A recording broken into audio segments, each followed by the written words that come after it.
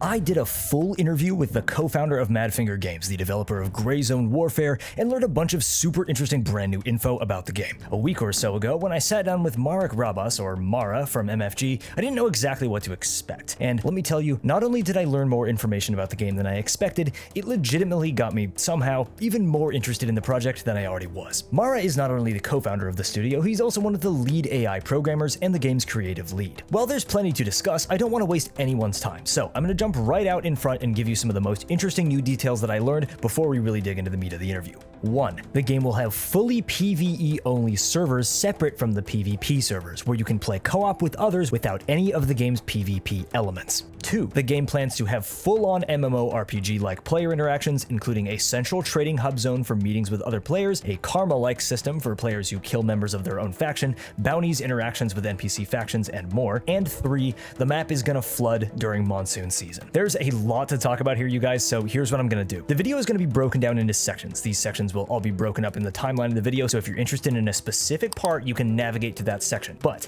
if you want to get the best idea of what the game is, to really get all the info, I'd suggest just watching the whole thing all the way through. There are a couple more little housekeeping things, but I'll get to them later, so let's get dug into the info. You ready? Okay. Very quick overview if you are new to the game. Here's the core of what we knew before this interview. In Gray Zone Warfare, you play as a member of a PMC or private military company, one of 3. You will explore the quarantined zone on Lamang Island where a mysterious event took place. Accept tasks from NPC traders, deploy out to the open world via a little bird, complete various missions, and return to base for rewards. There will be 4 players allowed in a squad, 4 squads per PMC faction, and 3 factions. So a possible 48 players at a time on the 42 square kilometer open world map. Those are the basics, so let's talk about that map now in what I learned from the interview. My question to Mara was this: will the game have one large seamless map, or are sections of it actually broken up into different instances? His answer was, cheeky as always, don't worry, this isn't some space exploration game. Yeah, everything is seamless. There is no loading, only on the beginning, of course, the loading the map, but now everything is in the game. There is no loading except the streaming or whatever, but you will don't wait, you will don't see the loading screen. Well, you will need to load the map as a whole the first time that you enter a server. There won't be any loading times or screens in between different areas of the map. It's all one big thing, and that includes the FOBs, or forward operating bases. These are the bases where each PMC faction will be stationed. This will be the only location where you are relatively safe, in quotes, from PvP. You won't be able to kill members of your own faction if you're walking around here, for example. This will also be where you extract to, and extract in quotations here, by calling in a little bird from an LZ, or landing zone, and vice versa. When you deploy, you'll be flown by a little bird to an LZ and dropped off to go about your business in the zone. The reason that I put extract in quotations here is that, unlike a classic extraction shooter, you're not actually leaving the server or the map. You're just being taken to a safe area held by your PMC faction, where you can access your stash of gear, save whatever you found out in the map, turn in and accept quests from the NPC traders, etc. If you die out in the map, you will lose all the gear that you had on you, and your body will remain out on the map for 1 hour of real time. If you're in a squad, given that they stay alive and win whatever engagement took your life, you could go get that gear back, but since the map is running persistently 24/7, it won't be there forever. Think DayZ, you've got to go get there quick and maybe get a bit lucky if you want to recover what you had on you. Now, I also put safe in quotations when mentioning the FOBs here as well, and let me explain why. Mara wants this game to be a sandbox, to be as open and free as possible. If a player wants to do something, he wants the player to be able to make that decision for themselves. So if you're crazy enough to go and try and infiltrate or attack an enemy FOB, he wants you to be able to at least try and do that, albeit it should be very hard, like borderline impossible. AI is a big part of the game, and it's possible that what they want to do in the future is have endgame level AI protecting every FOB, minefields, who knows what. Basically, the FOB should be like a FOB IRL. Attacking it on foot would be basically suicide, but you could try. A quick interjection here, this is all stuff that is planned for the future, like after the initial early access period, which is still planned for sometime in the first quarter of this year. So this and quite a few features that I will talk about in the video are absolutely planned to come in the future, but will not be coming with the very initial release of the game. I'm just putting that out there so that it's clear, and I will mention when I'm talking about something like that. Speaking of which, here are 2 more planned but very important aspects of how the map will work. At some point, there will be something called the Central Hub, where players of all factions will be able to meet in a non-PvP space. You may be able to trade with other players or NPCs here, but we'll get back to that a bit later when I talk about the game's economy. But the second planned aspect of the map is AI camps or bases. The AI will, among other things, have strongholds or outposts of sorts, places that are heavily populated and guarded. These will be, of course, places to attack and loot up, and will likely have story elements connected to them as well, but in the future, your PMC faction may actually be able to capture these outposts, turning them over to your PMC's control. They might then unlock a new trader at that location, or be used as a new spawn point for your faction, a mini base that could, of course, then be attacked by another PMC faction and taken over. Again, this won't be in early access, and I'll touch on factions a bit more soon, but this is one of those single-player RPG elements that they want to bring to this multiplayer open world space. The AI themselves are actually quite interesting. They're going to have complex pathing, little missions or tasks that they carry out depending on their position or faction, but they'll also react to the world around them in the way that you'd expect. Mara really doesn't want these guys to simply be cannon fodder. Remember, the PvEVP, that E comes first. They're going to be a living part of the world and a very important part of it. MFG are developing this whole system for AI NPC emotions. Depending on what happens around them, they'll react accordingly. Some AI won't necessarily shoot you on sight, for example. They might simply tell you to leave the area. If you ignore them and go away, they might leave you alone. When you kick the Hornet's Nest, however, attack an AI bandit faction's outpost, they'll get angry and aggressive, actively attacking the player's position. But say if you kill a couple of them, they won't be brainlessly continuing to rush straight forward into death. They might get scared and act more defensively. If they can tell that their side is losing, they might actually retreat completely. Based on combat scenarios, there will be this slider between different emotions that'll always be going up and down depending on how you interact with him, hopefully really fleshing out the AI in a way that feels completely immersive and believable. Alright, so before I move on, I'm gonna do the classic new YouTuber thing. You guys are not gonna like this. Okay, you ready? Bam! It's this good old thing where I beg you guys to subscribe to me. Okay, legit, I always used to see people do this, and I was like, yeah, whatever, 92% of viewers aren't subbed, big deal. But then I made my own videos, and goddamn, there are like millions of individual people clicking on my videos, and none of them are hitting the subscribe button. Shameful. Well, not really. I do the same thing all the time. Here's the thing, I'm new to this new YouTube scene, and I've only really been making long-form vids for like a month or so. Well, it's a pretty ambitious ask, I know. I want to set a little mini goal to hit 50k subscribers by May, because it'll be my birthday. So if you want to help me get an absolutely incredible birthday present, subscribing would not only be super nice of you, but it'll mean that you'll be here whenever I post more content just like this. Anyway, wasting no more of your time, let's get back to it.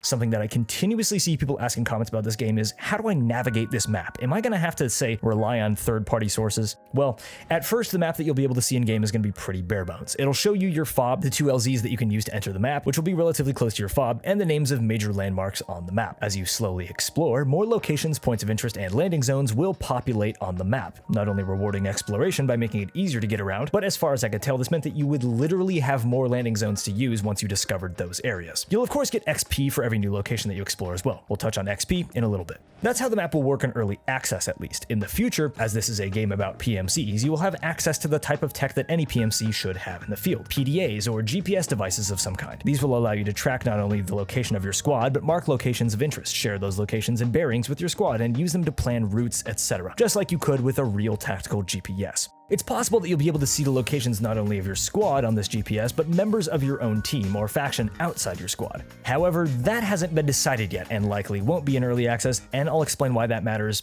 well, right now. IFF, or Identification of Friend or Foe, will be a big part of this game if you're playing on a PvP server. I specifically asked how you'll be able to identify between a friendly PMC or a member of a different PMC, and Mara basically said it won't be easy to tell. You know, it's like in the real life, because we're trying to make the realistic approach. If we use some kind of the icons or whatever, we will kill it, you know. I think the players should make the decision if they are pressing the trigger, if it's right or not, you know. So it's like in the real life, you don't know like the who is around you. Yeah. You know, if you should not be trigger happy. Basically, any type of team indicator like a HUD element would totally kill immersion in the flow of the gameplay. However, there are in the future going to be IFF strobes, those IR strobes that soldiers wear during night operations, visible in NV to help identify friendlies. Night ops is going to be a whole different thing, and I will talk about that in a bit. But on the subject of IFF, why does it matter? What'll happen if, say, you kill a member of your own faction? Well, as for the early access release, all they're going to be doing is disabling fire in the hub or fob bases. But in the future, there will be this whole karma system in place, and it's a pretty complex subject, one of the most interesting things about the game's design in my opinion actually. So let's dig into it. But before we do, I want to beat something into your head for a second. I know that a lot of you out there are looking at this game through a purely Tarkov perspective. Stop that. It is not Tarkov, it is not trying to be Tarkov, it is a different game. With that in mind, let's move on. Essentially, they want there to be major penalties to killing members of your own faction, but nothing as straightforward as simply losing karma. Remember, Mara wants the game to be a true freeform sandbox, albeit with guiding lines both lore, story, and gameplay-wise. Killing your own faction should be something that fundamentally has consequences, which changes the gameplay, but not something that just, say, gets you banned from the server. How they want to do it is this. Say you kill a member of your own faction. Based on the circumstances, that player could say, forgive that action. Say it was a miscommunication, you chatted out with that person, and they forgive you. On the flip side, say you actively kill a member of your own PMC, and that person reports you, not to the game's servers, but to your faction, part of the actual in-game mechanics. Get enough reports, and you'll actually be kicked out of your PMC faction. You'll become a rogue, essentially. That means that you'll lose access to the fob, to the traders, etc., but you'll be able to pay a bounty and maybe get let back in. Or, they haven't decided this yet, you'll maybe actually be able to become more friendly with one of the AI enemy factions and truly become a bandit. Now, as cool as that sounds, here's why they haven't implemented it yet. MFG want you to be able to go rogue to leave your own faction if you want, but as of now, that would mean you'd have to purposefully kill members of your own team, and they don't want any aspect of the game to be locked behind forcing you to kill PMCs of your own faction or of the enemy factions. So right now they're still looking into ways of, through game design, allowing your player to go rogue, to go bandit, without essentially adding an element which encourages or requires friendly fire. Player choices and interactions doing bad things should have serious consequences in gray zone warfare, but nothing that a player couldn't handle themselves. Just like in real life, there's technically nothing preventing any one person from doing absolutely abhorrent things. It's the consequences of those things that prevent most people from doing so. Most people. As we know, many out there choose the wrong path and make that their life. Mara essentially wants people to have to think about pulling the trigger in a given situation, and that rather than simply kicking players or banning them, actions have branching consequences which fundamentally alter the way that you have to play. We'll see where they go with this, but it sounds like something that many games have attempted but never quite nailed down. It'll be interesting to see how MFG handle Mara's ambitious goals for these specific systems. So, trader standing, karma, all of that is going to matter, but why and how? Let's move into the game's progression system. It's got elements here and there from stuff that you might be used to, but there are some very interesting and unique aspects. Firstly, let's separate these things out. There's progression, there's skills, and there's NPC relationships. Progression is what you'd expect. It's your XP. You get this by exploring areas, completing quests, or killing the AI enemies. You level up. The best way to get XP will be to complete quests, Mara says. Progressing by getting XP won't affect your gameplay in any other way than, as Mara puts it, to flex. However, part of flexing will be an aspect that I have an unhealthy amount of excitement for: cosmetics. Similarly to Scum, DayZ, or Tarkov, the gear that you wear will be gameplay related, as in headphones, helmets, backpacks, armor, chest rigs, etc. Those things all actually deeply affect the gameplay. There will be non-gameplay related cosmetics, however, and these will be one of the main ways that you can flex your PMC's progression and leveling. Like any RPG, you'll create a character at the start: face, skin, hair, etc., all that good stuff. You'll then get access to starting clothes: shirt, trousers, boots, and gloves. As you level up, you'll be able to unlock more of these, similarly to how Tarkov does it. Personal opinion here, I absolutely love this type of system. Having pieces of clothing that you can shoot for as a progression reward is a great way to keep someone playing for a long period of time.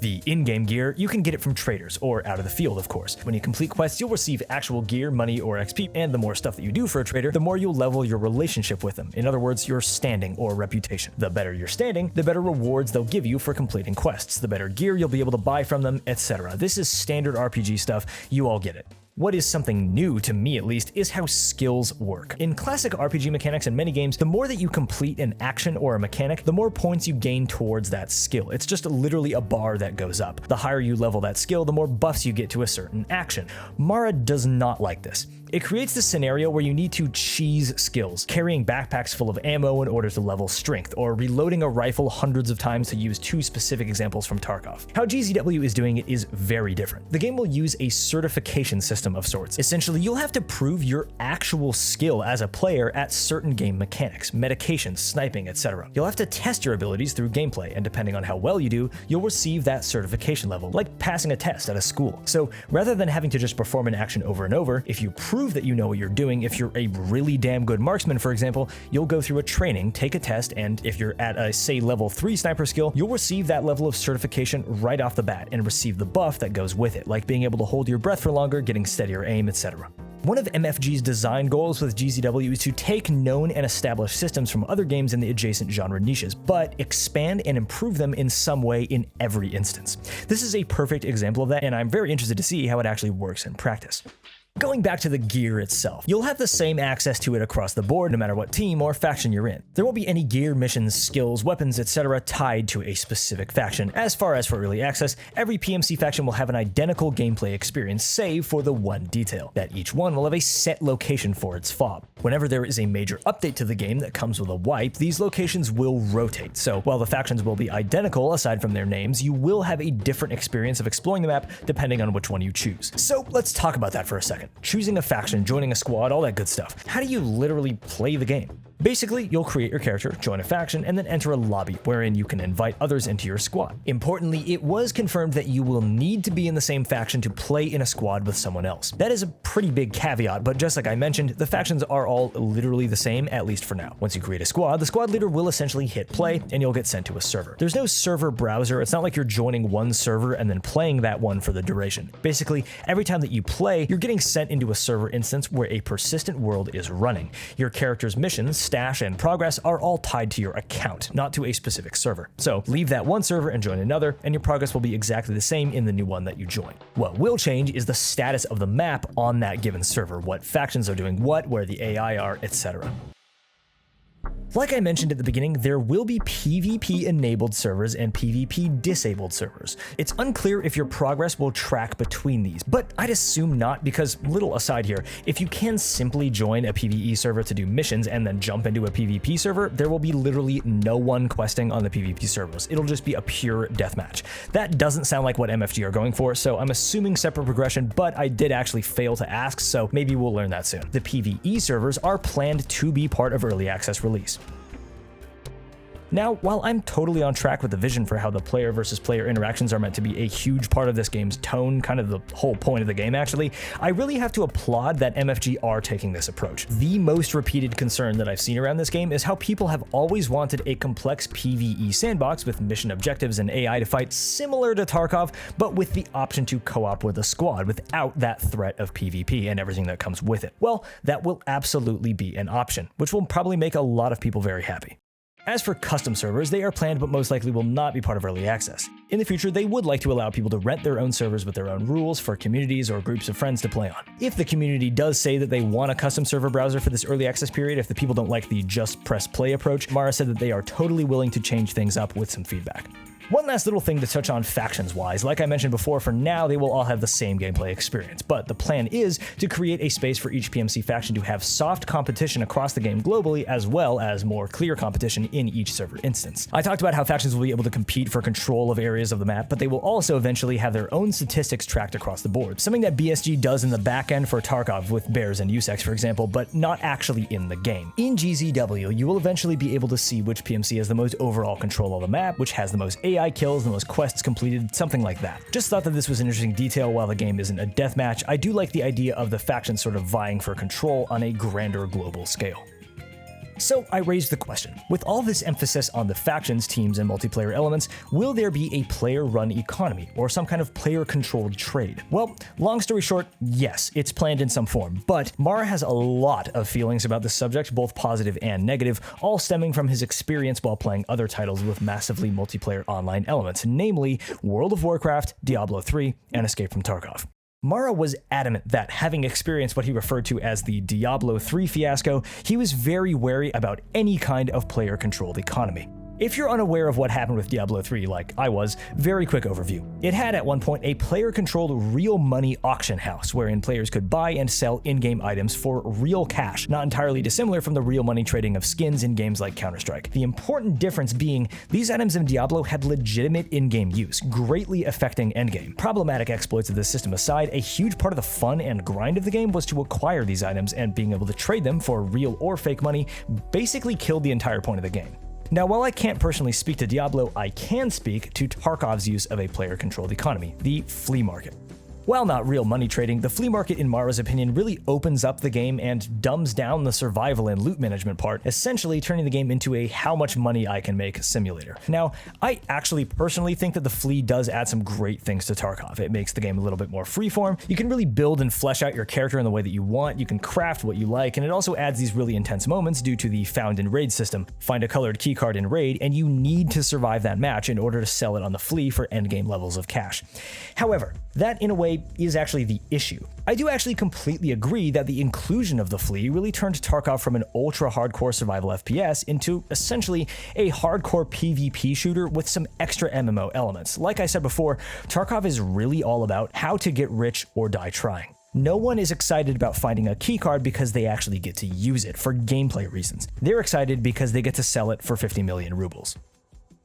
Mara really does not want GZW to become that, and the player-controlled economy could absolutely be a make-or-break system when it comes to the game setting itself apart as an open-world tactical shooter. So here's what Mara does want to do. Taking inspiration from games like WoW, remember the central hub that I mentioned earlier? In the final vision for the game, he wants this big location, a Buddhist temple somewhere at the center of the map, to be a PvP-free zone where players can trade and barter with each other, auction off items, and maybe interact with AI NPC traders or characters, as well as just chill and interact with their otherwise enemies. It's not clear when this vision will come to fruition, but you can pretty much guarantee that because of all the reasons that I just mentioned, there will never be a screen where you can just click on to sell things for cash to other players on the global servers. It's very important to Mara that the human element is a forefront in GZW. He wants people to interact, to actually talk to each other, to have those memorable face-to-face interactions. Before we move on to the last section, it's very important that we cover the technical stuff. These are some of the biggest concerns of all the curious fans out there, so let's break this stuff down. First off, those dang trees, bushes, and plants. There's a lot of them, huh? Yeah, I noticed that too, as I'm sure anyone did who saw these trailers. Two questions immediately popped into my head when I saw this stuff. One, how is this going to be rendered? And two, are we going to be able to adjust it for performance, visual, or gameplay reasons?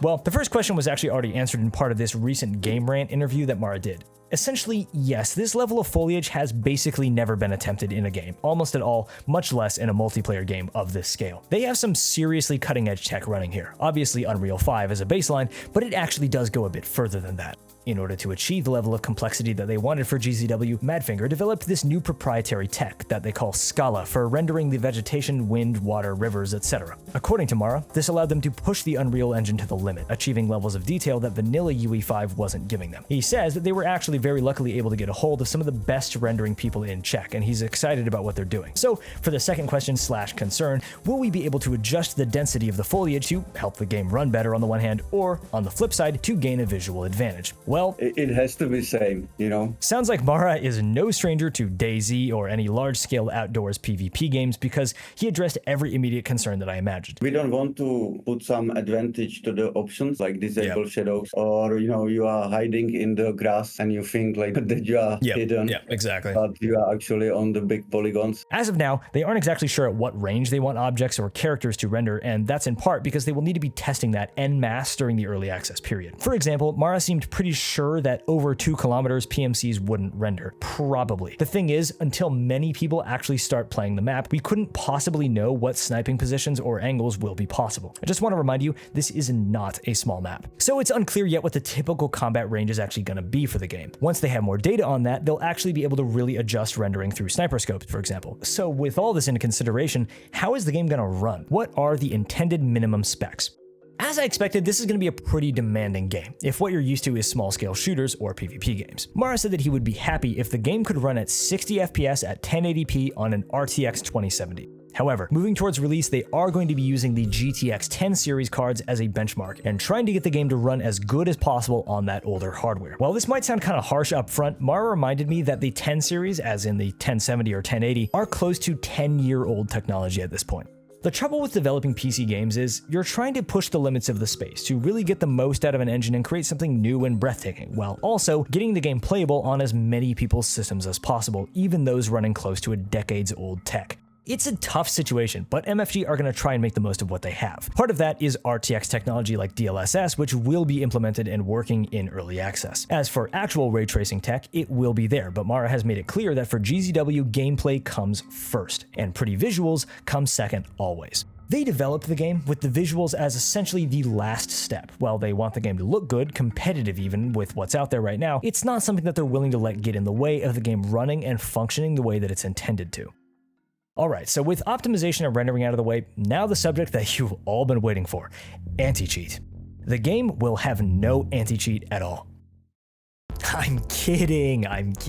It was a funny joke. Please, Rick, don't kill me. Okay, so as for anti-cheat, Mara actually did have a lot more to say on it than I expected, and the answer that he gave me was a bit more technical than I could even grasp, but I'm gonna try my best to explain what I understood about it. Basically, anti-cheat is, of course, a huge concern for MFG. Mara said that in games with high stakes like GZW, the frustration that you get from dying to a cheater is stronger than in other games, and he was speaking from experience here. He specifically said, It's very frustrated when the cheater is killing you because you are losing a lot of stuff. You know, I was always very depressed.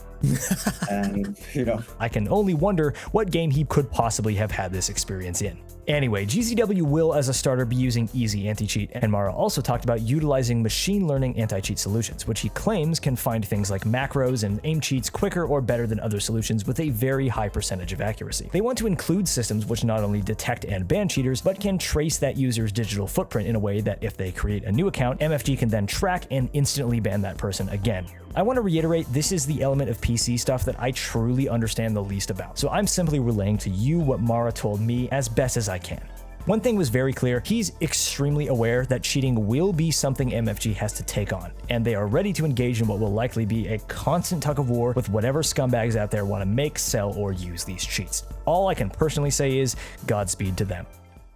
One last little technical point, I have been personally totally spreading misinformation around an important subject in this game, console support. I've been telling people that there are no plans to bring the game to consoles. That is not the case, and I apologize that I have been spreading that information. Mara has actually stated that he is very interested in setting aside consoles as a goal for the future, but that they need to optimize and complete the game for PC first. Mara and many other devs at MFG have dealt with trying to launch a complex game to PC and console simultaneously. Long story short, it is a nightmare. The process of sending patches through many platforms at once can really drag down development time away from innovating or completing design aspects of a game if you're trying to do it all at once. Mara loves consoles, he has a lot of respect for console players, and the goal is to get the game stable and working how they want it on PC first, then dive into porting to console. With the technical side out of the way, I want to just lastly cover some design and artistic elements, stuff about how the dynamic world of Lemang will feel through its persistent, always online living world, starting with day and night cycles. Up front, there will be no day and night cycle in the early access release, at least not at first. MFG's plan is to do major updates to the game every 6 months, which will come with a wipe by the way, until the game is feature complete, and like I mentioned earlier, day and night cycles will be the first one. But not just the literal cycle from day and night, all the gameplay changes that will come with it. IR strobes for identify friendly foe systems, night vision goggles and optics, and maybe new pieces of clothing, everything that you'd need for a nighttime op. But here's where it gets interesting. In GZW, changes to the look and feel of the map won't just be cosmetic. Everything is going to change. At nighttime, the AI will enter entirely new pathing. Some of them will go to sleep in camps, for example, or others will take watches and night patrols, etc. Mara specifically mentioned that certain missions won't be in the game yet because they will require the gameplay changes that nighttime will bring. As of now, MFG haven't nailed down exactly how long they want the day and night cycles to be, but it's likely that you'll need to approach a night mission completely differently than a daytime one, which sounds super interesting to me. Then there's weather, and while this stuff isn't likely to be in the game for a very long time, I can't help but be super excited about what this is going to bring. Lemang is set in Southeast Asia, and if you're familiar with that part of the world, it can see some pretty extreme weather in form of very heavy rainy seasons. The weather in GZW will be entirely representative of weather in countries like Laos, Vietnam, and Cambodia. Sometimes it will rain lightly for a few hours or so and then stop, and sometimes it will be a torrential downpour that lasts days. When this happens, the lowland areas of the map, such as rice paddies, will actually completely flood, utterly changing the shape and gameplay of the map. Not only in how you traverse these areas, but I'm assuming in how the AI pathing works and how your character's metabolism is affected. With all of UE5's weather tech as well as the proprietary Scala, there will be complex patterns of wind, rain, volumetric fog, and probably more. Say the sun comes out after heavy rain, fog will roll in, which could be blown away by the wind, that kind of thing. There is a lot of potential here, not only for immersion, but for the weather to actually affect the flow of gameplay, and not just because the rain is loud.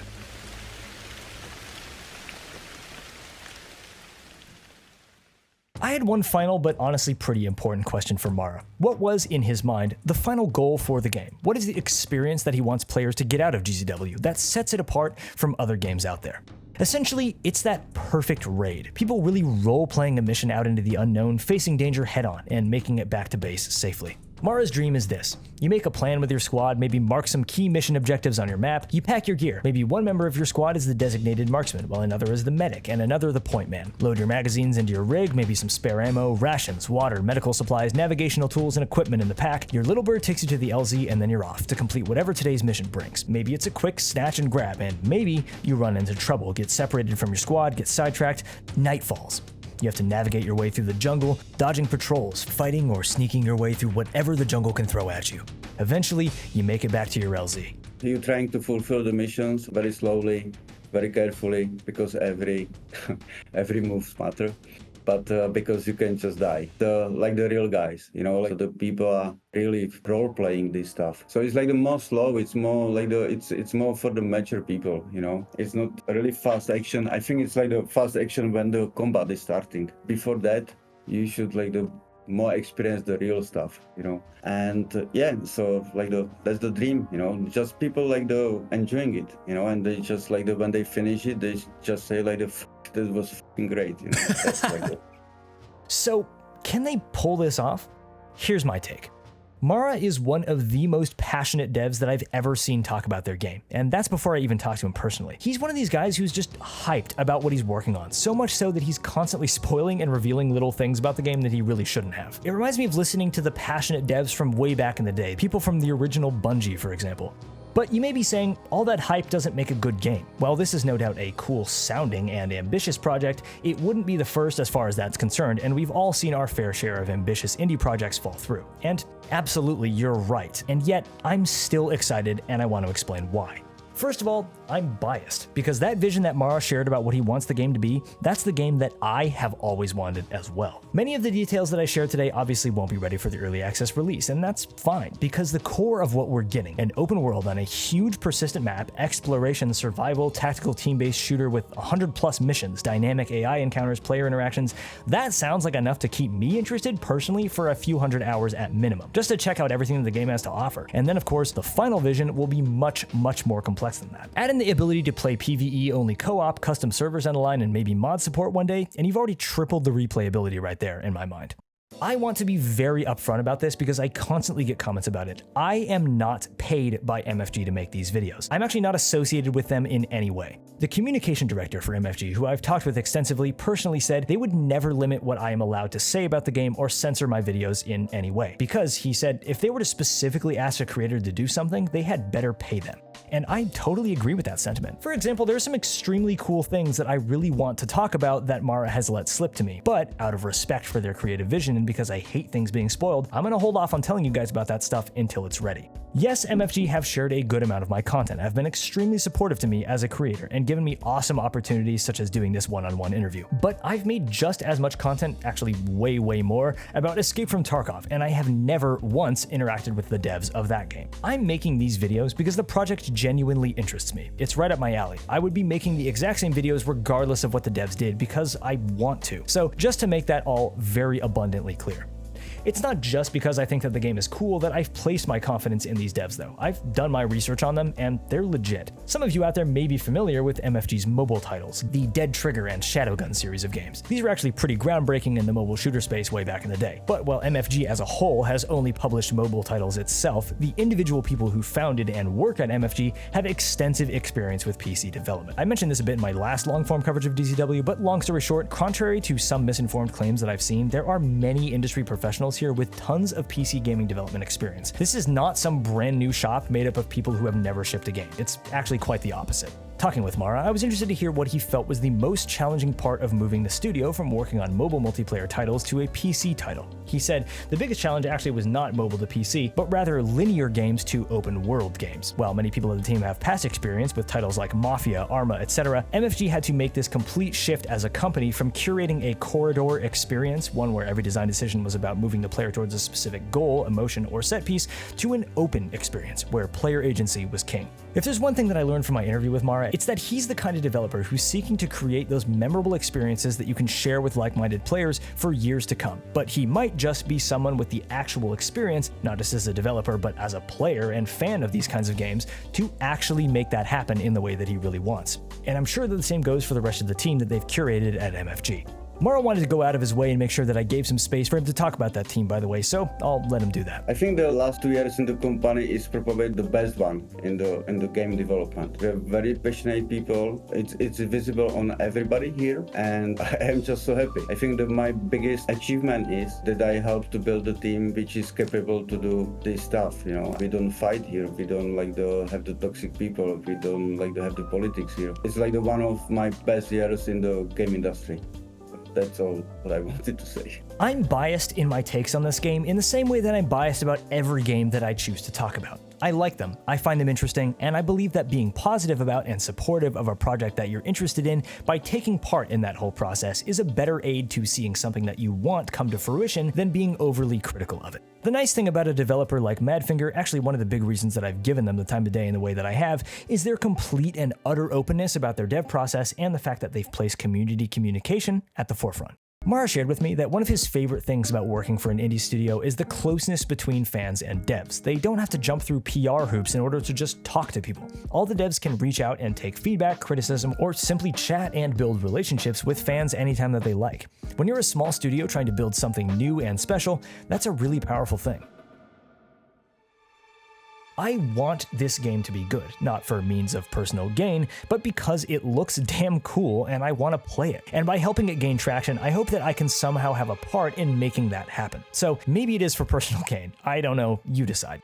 At the end of the day, the project sounds more and more up my alley the more that I learn about it, and I hope that by explaining everything that I've learned, I can give you a good idea of if it sounds like it's up your alley as well. I want MFG to take as much time that they need to really cook this initial taste of the game as much as it needs, but of course, I cannot wait to actually play the game and get a feel for it myself. There's a playlist on my channel with all the other GCW videos that I've done, including a simpler, more concrete breakdown of the basics of the core gameplay, a full explanation of the game's background story and lore, and a bit of a dive into the real-world inspiration for the game's depiction of private military companies. If you're interested, please go check those out if you haven't.